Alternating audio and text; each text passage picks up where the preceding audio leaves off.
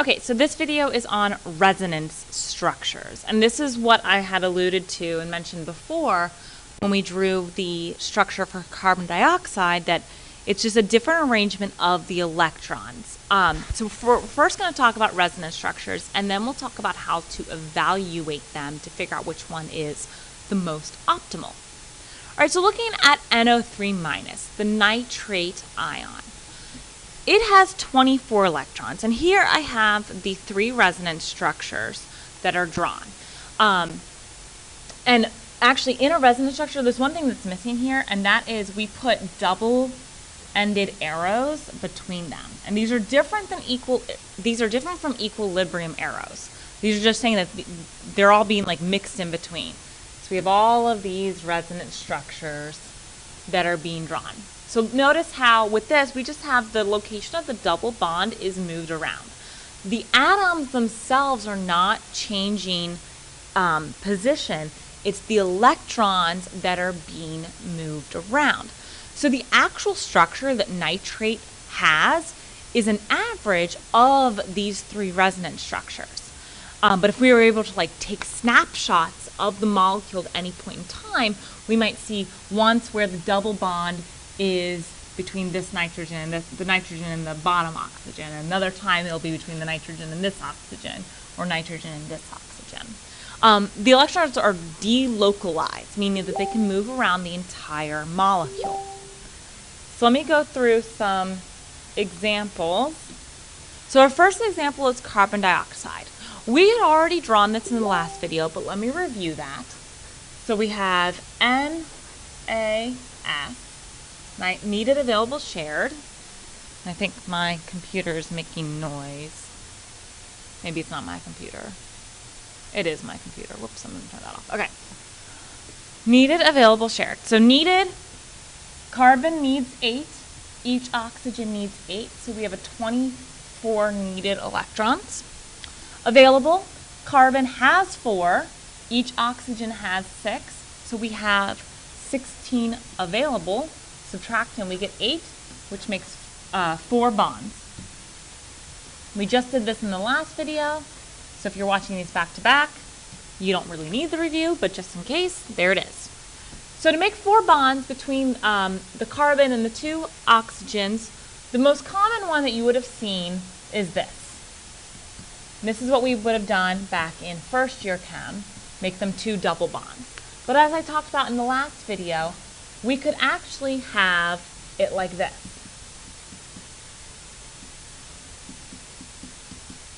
And technically, our third resonance structure would look like this. Those are all valid structures. That's the point. A resonance structure is just multiple valid structures that are slightly different. You might have that a multiple bond moved around, like a double bond moved around. Or here we have a different combination of bonds, but everything's still following the octet rule. Nothing is breaking any rules. They're all valid, just one is a little bit more correct than the other, or a little bit more stable than the other. And we'll talk about that when we talk about formal charge. Now let's look at the next one. So OCN-. Like I said in the last video, carbon is always going to be our central atom. So let's go through needed, available, shared. Oh, that's not an S, that's a C. Needed, available, shared. Needed. Oxygen needs 8, carbon needs 8, nitrogen needs 8. So we need a total of 24. Available.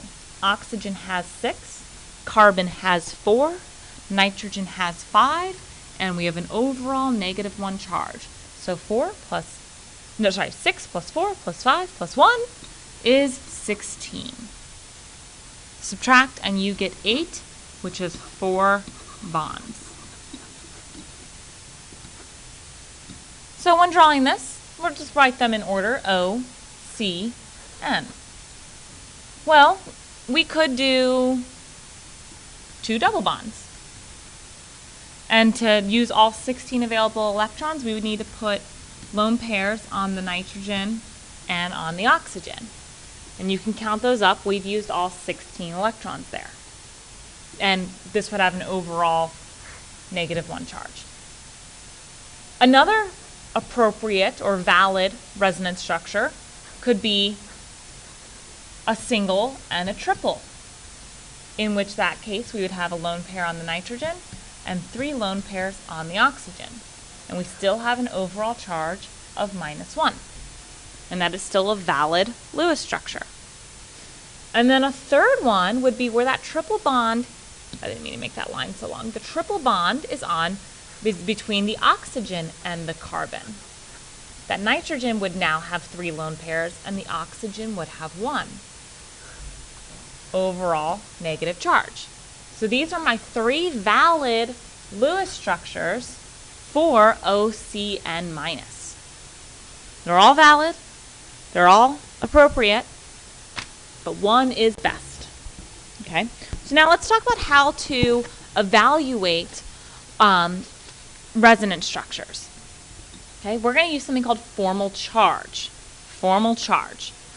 Like I said, formal charge is used to evaluate non-equivalent Lewis structures. Non-equivalent. So if we look back at this page, these 3 Lewis structures are all equivalent because we didn't change the types of bonds, we just moved the double bond around. Here, 2 of my CO2 molecules have equivalent Lewis structures, the first and the third. The middle one is non-equivalent. So we would have to evaluate, like the one with the single and triple versus the 2 doubles. It doesn't matter which one you use. In my OCN minus, all 3 of those Lewis structures are non-equivalent. Okay? So they're used to evaluate non-equivalent Lewis structures. To calculate formal charge, or with formal charges, with Lewis structures in general, atoms and molecules try to achieve a formal charge as close to 0 as possible. So the more atoms you have with a formal charge of 0, the better. Ideally, all of your atoms have a 0 formal charge, and I'll go into how to calculate it, but ideally, all of them have a 0 formal charge. If there is going to be a formal charge, it's best if it's negative. And if you have to have a formal charge that's negative, they should reside on the most electronegative atom. And remember, electronegativity, the trend is up and to the right. So how to calculate formal charge? It's going to be the number of valence electrons on a free neutral atom. So really what that means is the number of valence electrons for that atom. So how many valence electrons did that atom bring to the, bring to the table? So the number of valence electrons minus the number of electrons that it can claim, okay? It can claim any lone pairs of electrons, any lone electrons, and you count each pair as 2 electrons. So you're counting the total number of electrons that are on it, and 1/2 of the shared electrons, okay? So, so it's going to be lone electrons plus 1/2 of bonded electrons. So you'd subtract those, and that would tell you the formal charge on the atom in that molecule. And another note, oh, I think I have this on the next page. Oh, it's later. Okay, I'll go over that later. Let's look at number 20, and we're just going to practice assigning formal charge, and then we'll talk about how to evaluate non-equivalent Lewis structures. So in this molecule, we have phosphorus, we have oxygen, and we have chlorine. And my 3 chlorines are all equivalent because they all have 1 bond and 3 lone pairs. So all of those chlorines will have the same formal charge. So we only need to calculate it for one of them, right? So for phosphorus, actually I want to go phosphorus, oxygen, chlorine. I want to go across. All right, so for phosphorus, phosphorus has 5 valence electrons. Okay, that's based off of the periodic table. Oxygen has 6 and chlorine has 7. That's easy. Valence electrons are easy. We're going to subtract from that the number of electrons it can claim.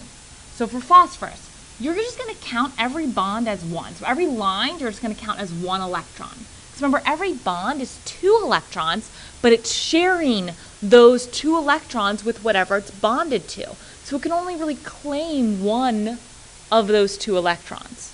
So just count each line as a single electron it can claim. So 1, 2, 3, 4. 5 minus 4 is 1. And that's positive 1. I'm going to put the charge there because it is a charge, formal charge. Okay. All right, for oxygen. Oxygen can claim, you count each dot and each line. 1, 2, 3, 4, 5, 6, 7. So it can claim 7. 6 minus 7 is negative 1. And then each chlorine is all identical. They're all equivalent, so it doesn't matter which one we do. Chlorine can claim 1. Remember, count for each line and each dot. 1, 2, 3, 4, 5, 6, 7. Chlorine can claim 7. 7 minus 7 is 0. So those are my formal charges for each of the atoms in this. So we can actually write that. Normally, when we write formal charges, we oftentimes write it right above the atom. So phosphorus is +1, oxygen is -1, and each chlorine is 0. Now let's put this all together. Let's look at drawing resonance structures and then evaluating them. But another note about formal charge. The sum of the formal charges of all atoms in a given molecule or ion must equal the overall charge on that species. So looking back here, I have in POCl3, it's overall neutral. It has an overall charge of 0. +1 plus -1 plus 3 zeros still equals 0.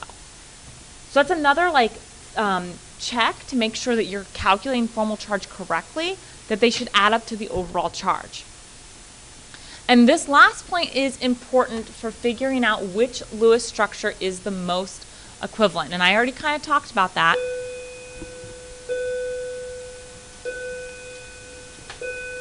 All right, sorry, I wanted that bell to ring.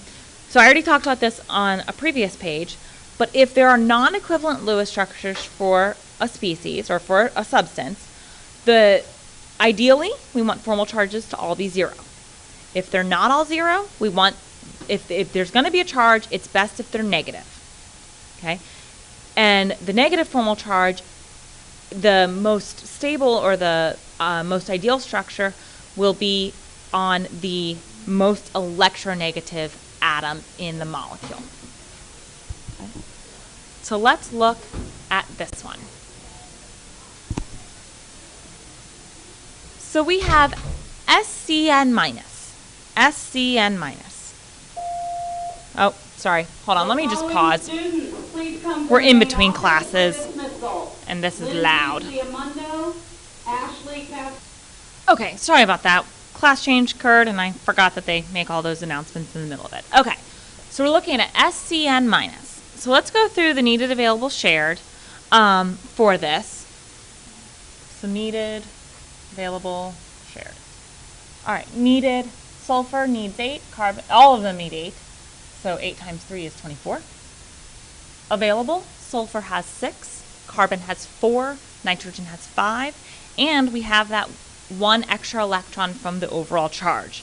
So 6 plus 4 plus 5 plus 1 is 16. So that means we're going to share 8 electrons, which is 4 bonds. All right, so one of the combination of bonds I can make. Now, before I go over to that, carbon is my central atom. Carbon's always going to be central if it's in a compound. So I'm going to have my sulfur and my nitrogen attached. One combination of 4 bonds could be 2 double bonds.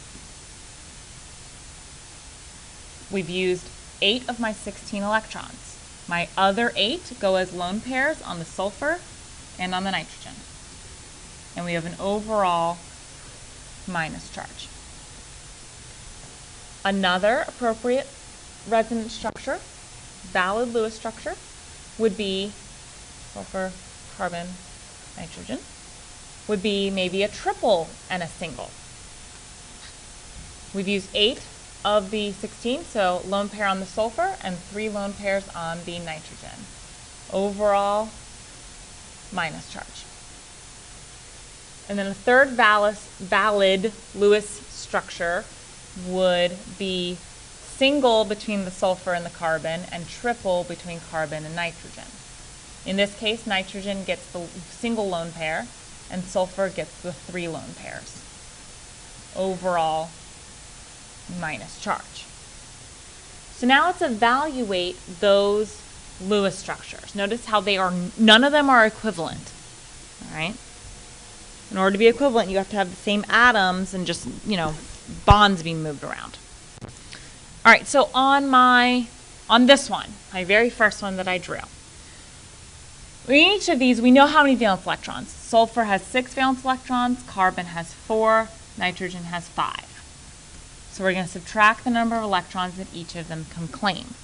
Sulfur in this formula, or in this Lewis structure, can claim 1, 2, 3, 4, 5, 6. 6 minus 6 is 0. Carbon can claim 1, 2, 3, 4. 4 minus 4 is 0. Nitrogen can claim 1, 2, 3, 4, 5, 6.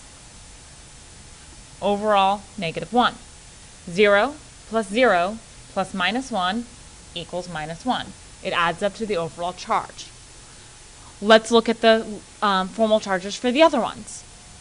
For the next one, here, sulfur has 6 valence electrons, carbon has 4, nitrogen has 5.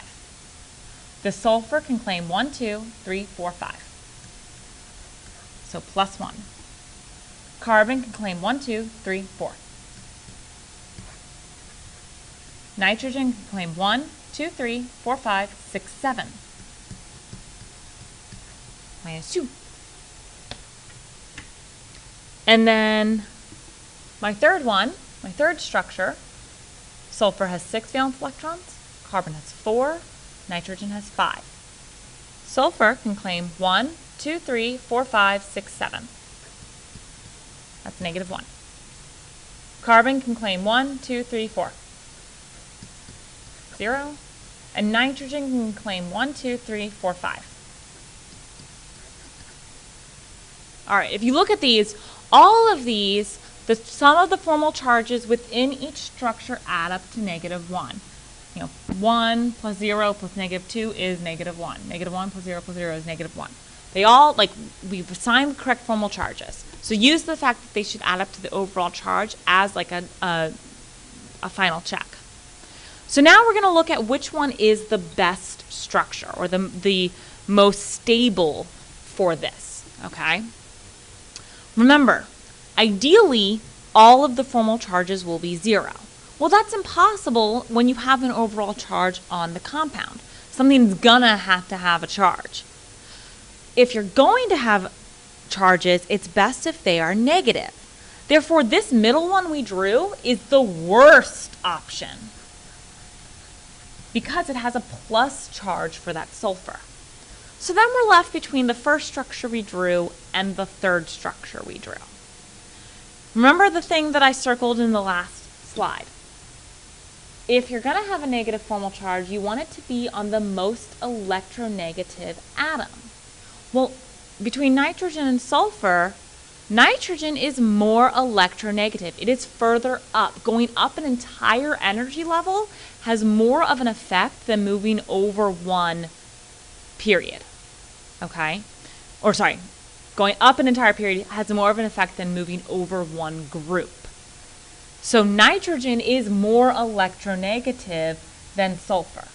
So therefore, this structure here is the most stable because the negative formal charge is on the more electronegative element.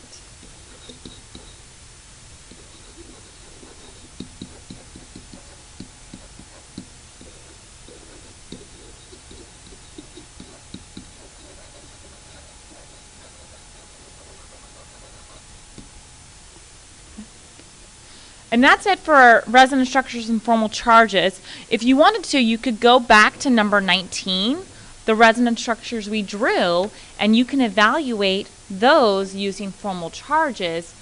The ones we did here, you can evaluate these structures within these resonance structures to figure out which one's best. Just practice doing formal charges. But that's it for that.